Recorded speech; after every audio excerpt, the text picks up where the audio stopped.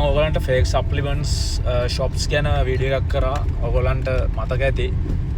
එතකොට මේ fake supplement video එක දැම්මට පස්සේ මේ ડોක්ටර් ලහිරු ගොඩක් හොඳ පේජ් එකක් කරන් යන අයියා කෙනෙක් එයා දාලා දෙන හොඳ තැනක් රෙකමන්ඩ් කරන්න කියලා. එතකොට මෙයාට අමතරව තව ගොඩක් කට්ටිය එක එක shops වල නම් එහෙම දාලා හොඳ තැනක් රෙකමන්ඩ් කරන්න හොඳ බ්‍රෑන්ඩ් එක මොකද්ද මේ බ්‍රෑන්ඩ් එක හොඳද අර බ්‍රෑන්ඩ් එක හොඳද එහෙම කියලා අහලා තිබ්බා. ඇත්තටම සප්ලිමන්ට් එක තෝරගත්තේ ඕගොල්ලෝ කරන්න පුළුවන් ඔයගලන්ට ලේසියෙන්ම ඔරිජිනල් සප්ලිමන්ට් එකක් හොයාගන්න පුළුවන් විදි කීපයක් මම කියන්නම්. හොඳම shop එක හොඳම බ්‍රෑන්ඩ් එක හොයනට වඩා ඒ විදිය තමයි ඔයගලන්ට ඔරිජිනල් සප්ලිමන්ට් එකක් හොයාගන්න ලේසිම. මොකද අපි දන්නවා හැමෝටම හැම බ්‍රෑන්ඩ් ඒ කියන්නේ දැන් අපි කිව්වොත් එහෙම මෙන්න මේ සප්ලිමන්ට් එක තමයි හොඳම කියලා හැමෝටම මේ සප්ලිමන්ට් එක ගන්න පුළුවන් කමක් නැහැ. මොකද අපි අපේ ප්‍රෝටීන් බ්‍රෑන්ඩ් එක හරි අපේ ඒ මොන හරි ගන්න සප්ලිමන්ට් එක අපි තෝරගන්න අපේ බජට් එකට අනුව. එතකොට එක්කෙනෙක්ට බජට් එක තියෙන්න පුළුවන් 30000ක්, තව කෙනෙක්ට බජට් එකක් තියෙන්න පුළුවන් 25000ක්, තව කෙනෙක්ට 20000ක්, සමහර කට්ටිය ඉන්නවා 15000ක්, සමහර කට්ටිය ඉන්නවා ක්‍රියේටින් වලින් විතරක් යන කට්ටිය.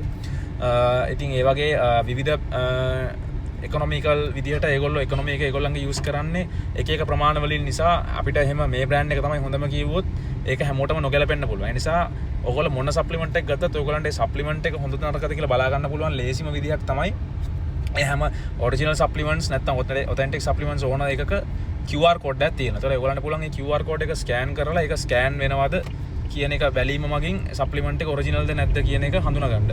ඊට අමතරව ඔයගොල්ලන්ට සප්ලිමන්ට් එකක් ඔයගොල්ලෝ යම් කිසි තැනකින් මිලදී ගන්නවා නම් shop එකකින් මිලදී ගන්නවා නම් ඔයගොල්ලන්ට ඒක ඒ shop එක ගැන නැත්නම් ඒ shop එකේ brands වල නැත්නම් products වල quality එක ගැන ඔයගොල්ලන්ට හොඳ idea එකක් ගන්න පුළුවන්. තව විදිහක් තමයි ඔයගොල්ලන්ට පුළුවන් මේ shop එකෙන් කාලයක් තිස්සේ ප්‍රොඩක්ට්ස් මිලට ගන්න කෙනෙක්ගෙන් අහන්න ඒ shop එකෙන් ගත්තු ප්‍රොඩක්ට්ස් හොඳයිද ඒ shop එකෙන් ගත්තු ප්‍රොඩක්ට්ස් වලින් ඔයගොල්ලන්ට රිසල්ට් එකක් තියෙනවද? එතකොට ඒ shop එකෙන් ගන්න ප්‍රොඩක්ට්ස් වල expire date ළඟ ප්‍රොඩක්ට්ස්ද විකුණන්නේ? ඒගොල්ලෝ ගෙන්නන්නේ කොහෙන්ද? ඒ වගේ විස්තර දන්න කට්ටිය ඉන්න පුළුවන්. නැත්නම් යූස් කරලා හොඳ රිසල්ට්ස් තියෙන කට්ටිය ඉන්න පුළුවන්.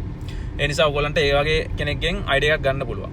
ඊට පස්සේ ඔයගොල්ලන්ට කරන්න පුළුවන් අනිත් දේ තමයි ඔය සප්ලිමන්ට්ස් අපි දන්නවා දැන් උදාහරණයක් විදිහට ගත්තොත් Cytec, Optimum Nutrition, ඊට පස්සේ Muscle Med, ඊට පස්සේ ඔය වගේ සප්ලිමන්ට් බ්‍රෑන්ඩ්ස් තියෙනවා.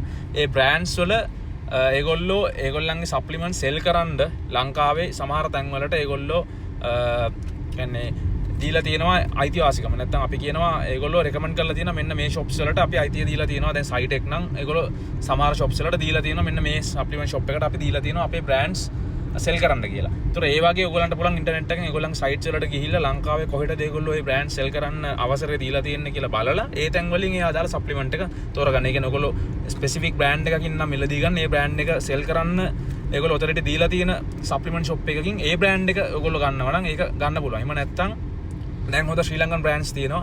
ඒ වගේ බ්‍රෑන්ඩ් එකකින් ඔයගොල්ලන්ට ගන්න පුළුවන්. ඊට පස්සේ ඔයගොල්ලන්ට ඒගොල්ලන්ගෙන් ඕන වෙලාවක දැන් සිංගල් බ්‍රෑන්ඩ් එකක් තියෙන බ්‍රෑන්ඩ් එකක් නම් ඔයගොල්ලන්ට ඒගොල්ලන් අහලා බලන්න පුළුවන්.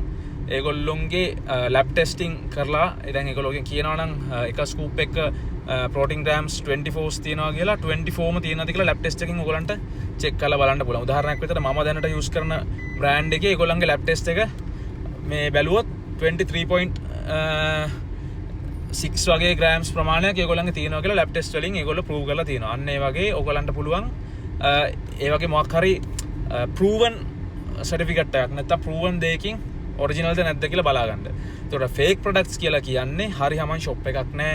ඊට පස්සේ ඔයගොල්ලෝ එවෙලෙම කිරලා බැලුවොත් ගෙදර ඇවිල්ලා ඒ තියෙන ප්‍රමාණයට ඇත්තටම නැහැ ඇසුරුම ඇතුලේ. ඒ කියන්නේ 2.25 කිලෝස් කියලා තිබ්බට කිරලා බැලුවම තියෙන 2.1 කිලෝ.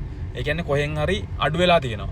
එහෙම නැත්නම් සමහරක් වෙලාවට පොඩි ප්‍රමාණයක් වැඩි වෙලා තියෙන්න පුළුවන්. ඒ කියන්නේ අර පැක් කරද්දි ගැටලුවක්. ඊට පස්සේ සමහර තැන් වලින් ගන්න ප්‍රොඩක්ට්ස් වල උඩ තියෙන සීල් කවර් එක ගැලවිලා. ඊට පස්සේ සමහර තැන් වල ගන්න ප්‍රොඩක්ට්ස් වල රස අවුල්. දැන් කලින් ඔයගොල්ලෝ යූස් කරලා තියෙනවා නම් දැන් තියෙන රස වෙනස්ම රසයක්. එහෙම නැත්නම් expire date ඔන්න මෙන්න. සමහර කට්ටිය ගොඩක්ම කරන දෙයක් තමයි expire date පැන්නට පස්සේ එයා කියන්නේ ගොඩක්ම කරන්නේ expire date එක ලං වුණාම ඒගොල්ලෝ ගාන ගොඩක් අඩු කරලා විකුණ ගන්න බලනවා. ඒත් බැරි වුණොත් ඒගොල්ලෝ අහක දාන්නේ නැහැ. ඒගොල්ලෝ කරන්නේ expire date එක මකලා බොරු expire date එකක් ගහලා විකුණ ගන්න බලනවා. ඉතින් අන්න ඒ වගේ දේවල් කරනවා. ඉතින් ඒ වගේන් තමයි අත්‍තරම supplements වල quality එක අඩු වෙන්නේ. ඒ නිසා අන්න ඒ වගේ දේවල් ගැන සැලකිලිමත් වුණොත් ඔයගලන්ට ඔරිජිනල් ප්‍රොඩක්ට් එකක් හොයාගන්න එච්චරම අමාරු වෙන්නේ නැහැ.